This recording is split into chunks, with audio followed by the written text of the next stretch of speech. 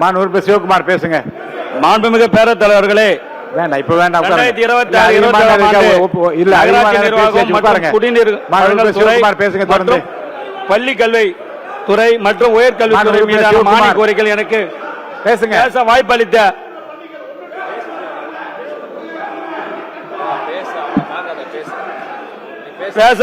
அனுமதிக்க முடியாது. உட்காருங்க. அனுமதிக்க உட்கார். மாண்புமிகு பேரவைத் தலைவர்களுக்கும் மேற்கொண்டு இதை பற்றி பேச அனுமதி இல்லை. அனுமதிக்க முடியாது. அனுமதிக்க முடியாது. நீங்க பேசுங்க. மாண்புமிகு பேரவைத் தலைவர்களுக்கும் உட்காருங்க. நீங்க பேசுங்க. இந்த 110 விதியில் நீங்க இப்படிலாம் அலோவ் பண்ணி நடவடிக்கை எடுப்பேன் நானு. நீங்க பேசுங்க. உட்காருங்க. நீங்க பேசுங்க. மாண்பு உறுப்பினர் சிவகுமார் பேசலாம். வேற யாரும் அனுமதிக்க முடியாது. இந்த விவாதத்தை பத்தி அனுமதிக்க முடியாது. மாண்புமிகு பேரவைத் தலைவர்களே, 2026-27 ஆண்டு நகராட்சி நிர்வாகம் மற்றும் குடிநீர் வழங்கல் துறை மற்றும் பள்ளி கல்வித்துறை மற்றும் உயர்கல்வித்துறை மீதான மானிய கோரிக்கைகள் எனக்கு பேச வாய்ப்பளித்த மாண்புமிகு பேரவைத் தலைவர் அவர்களுக்கும் இன்று 110 விதியில் 3 முத்தான திட்டங்களை அறிவித்த மாண்புமிகு முதலமைச்சர் அவர்களுக்கும் எங்கள் சட்டமன்ற குழு தலைவர் அந்நியர் அவர்களுக்கும் மாண்புமிகு அமைச்சர் பெருமக்களுக்கும் எதிர்வரிசையில் உள்ள அனைத்து கட்சி தலைவர்களுக்கும் சகா சட்டமன்ற உறுப்பினருக்கும் எனது நன்றி கண்ட வணக்கத்தை தெரிவித்துக் கொண்டு உறுப்பினர் வசந்தம் கார்த்திகேயன் ஏதோ ரொம்ப நேரம் பேசணும் கை உயர்த்துறாரு. சொல்லுங்க. உட்காருங்க. உட்காருங்க. மாண்புமிகு பேரவைத் தலைவர் அவர்களே, இங்கே பேசிய பள்ளிக்கல்வித்துறை அமைச்சர்களும் பொதுப்பணித்துறை அமைச்சர் அவர்களும் மேல்நிலை பள்ளியும் நடுநிலை பள்ளியும் மட்டும்தான் பேசினார்கள். ஆனால் சின்னஞ்சிறு குழந்தைகள் படிக்கின்ற தொடக்கப்பள்ளி தான் இவர்கள் குறிப்பிடுகின்ற 6000 விட அதிக எண்ணிக்கையில் கொண்டது. ஆகவே சின்ன குழந்தைகளுடைய பாதுகாப்பு தான் மிக முக்கியம். அதை இவர்கள் ஏன் மறந்து விட்டார்கள் என்று எனக்கு தெரியவில்லை. ஆகவே அதை நினைவில் வைத்துக் கொண்டு அதற்கான பதிலை அளிக்குமாறு கேட்டுக்கொள்கிறேன். பள்ளிக்கல்வித்துறை அமைச்சர் அவர்கள்.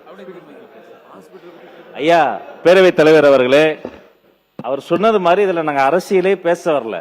நாங்க அவங்கள குறை சொல்லி இவங்களை குறை சொல்றது 1ஆம் வகுப்பு முதல் 12ஆம் வகுப்பு வரை அந்த ஸ்கூல் கேம்பஸ்குள்ள எந்த குழந்தை வந்தாலும் இது சேஃப்டி சம்பந்த சிலது சென்னையை பொறுத்த வரைக்கும் கார்பரேஷன் கண்ட்ரோல் சில ஸ்கூல்ஸ் இருக்கு, ஊராட்சி கண்ட்ரோல் சில ஸ்கூல்ஸ் இருக்கு. இப்படி ஒவ்வொரு ஸ்கூலும் ஒவ்வொரு விஷயங்கள்ல பிரியாரிட்டியில இருந்தாலுமே சேஃப்டியை பொறுத்தவரை ஸ்டெபிலிட்டி டெஸ்ட் அந்த பில்டிங் உறுதியா இருக்கா, அந்த பில்டிங் இன்னும் என்ஹான்ஸ் பண்ணலாமா, எப்படி டாய்லெட்டை மெயின்டைன் பண்ணலாம் அப்படிங்கறத அவங்க டெஸ்ட் பண்ணி ஒரு பரிசோதனை செய்து அந்த ஆய்வறிக்கையை கொண்டு வரணும்.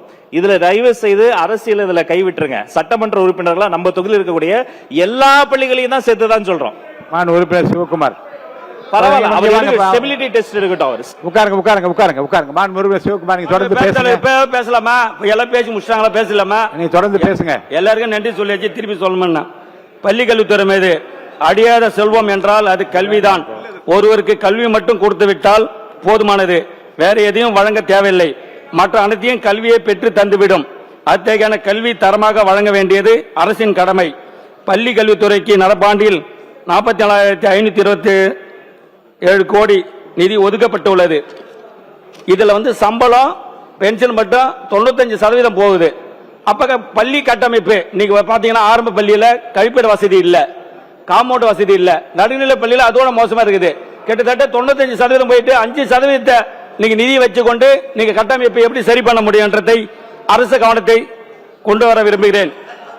கல்வித்துறையில் மாநிலத்தின் மொத்த உற்பத்தி மதிப்பில் 6% ஒதுக்கீடு வேண்டும் என்று எங்கள் பாட்டாளி கட்சி தலைவர் அண்ணன் மருத்துவர் அன்புமணி ராமதாஸ் அவர் தொடர்ந்து வலியுறுத்தி வருகிறார். 10 ஆண்டுக்கு முன்பு வரை மாநிலத்தின் மொத்த உற்பத்தி மதிப்பு 2% ஒதுக்கப்பட்டு வந்தது. ஆனால் நடப்பாண்டில் மாநிலத்தின் மொத்த உற்பத்தி GSDP 40.67 லட்சம் கோடியாக இருக்கும் என்று கூறப்பட்டிருக்கிறது. அதில் 1.1 விழுக்காடு மட்டுமே பள்ளி கல்வித்துறைக்கு ஒதுக்கப்பட்டுள்ளது. அப்ப எப்படி கல்வி நம்ம தரமா கொடுக்க முடியும்ன்றது தெரியல.